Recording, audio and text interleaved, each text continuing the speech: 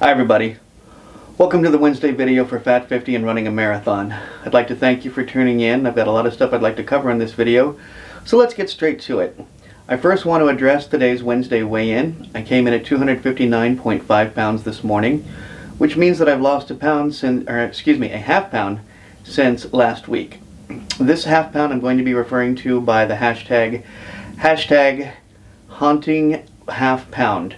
The reason for that is, since the beginning of this year, I have managed to I've managed to lose, gain, and lose this half pound again.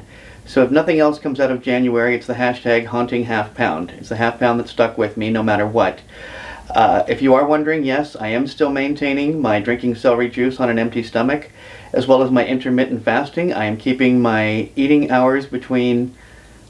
window between the hours of noon and 8 p.m. Monday through Saturday. Second thing I want to talk about is the Fix Bad Posture in 22 Days program as designed by Jeff Cavaliere over at Athlean.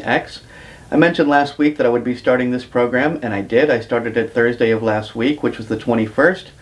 On that day, the first part of the program involves doing a series of 6 tests to see which muscle groups need improvement in order for you to get better posture. During those 6 tests, I discovered that I needed work in 4 of them. Those 4 groups were thoracic, hamstrings, calves, and abs. And I originally intended to start working on all 4 of those. I had sort of a screw up in terms of the calves and abs, which strength exercise and which stretch exercise corresponded with each. I got those kind of screwed up. The long and short of it is that I'm not going to be doing those 2. I'll do those 2 at another time. I don't have everything that I need in terms of equipment to get that done. So focusing on the hamstrings and thoracic spine, I will be now doing those 2 programs. I started those, as I said, on the 21st with the test. The 22nd was the first day of stretch.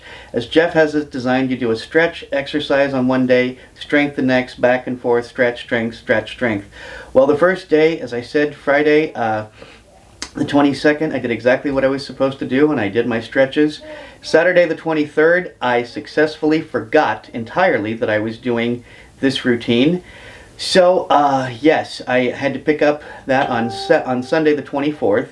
Sunday the 24th, I started doing the strength exercises. So now it's going to be a 23-day program for me instead of 22. I have every intention of holding true to every single one of those days as they're coming, and I've been holding true to strength and stretch exercises. For the thoracic program, I'm doing kneeling T-spine stretches and doorway pulls. The third thing I want to address in this video is sleep. Like many of us, I've been experiencing really, really poor sleep. I'm one of those guys who, as soon as I put my head down on the pillow, I go straight to sleep. The problem I have and I experience is being able to sleep through the night. In order to combat that problem, over the past 3 nights I have been taking 20 milligrams of melatonin from my friends here at Vitamatic.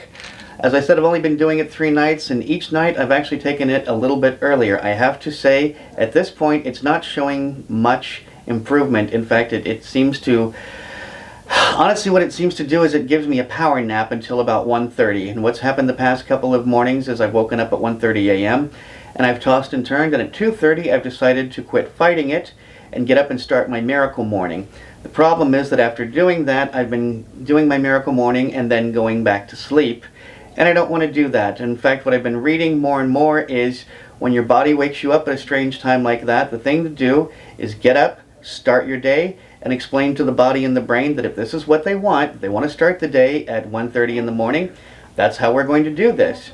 So that's my plan. That's what I'm going to be doing, is I'm going to be continuing these melatonin pills for the next, I think I've got 60 days worth. Nancee's taking them as well. And I'm going to be, if I experience the same thing as I have in the past where I wake up much too early, I'm just going to start my miracle morning that much earlier and start my day that much earlier. The last issue I want to address in this video is exercising and the purposes of specific exercises.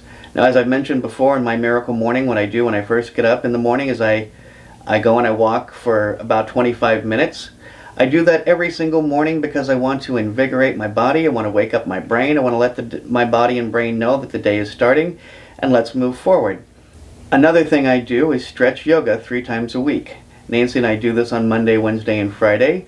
We do it to cut down or even eliminate back pain and soreness and stiffness, and as Nancee puts it, so that we'll be able to get up off the floor when we get older.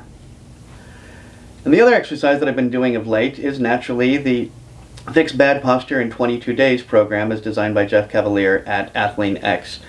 What I have discovered and what I have forgotten was, one, how long it's been since I've actually been in the gym and worked out, and two, how much soreness and stiffness you can experience in the days following first starting a workout routine. The other thing I've noticed about this is that, and I will suggest this to you if you are following the program as I am, don't forget to slowly move out of these positions, particularly the longer stretch positions where you hold a position for 45 seconds. Don't just get out of that. My ex-wife was an artist model, and she used to tell me that when she would hold a pose for 2 minutes or sometimes even longer, she would have to very slowly start moving her muscles. And I'm getting that. I'm getting why that has to happen, because when you pull away from the wall, as I do with those high wall stretches, sometimes I've been experiencing like a slight pain in my back. So take a minute, slowly come out of those stretch positions if you've been holding them for a while.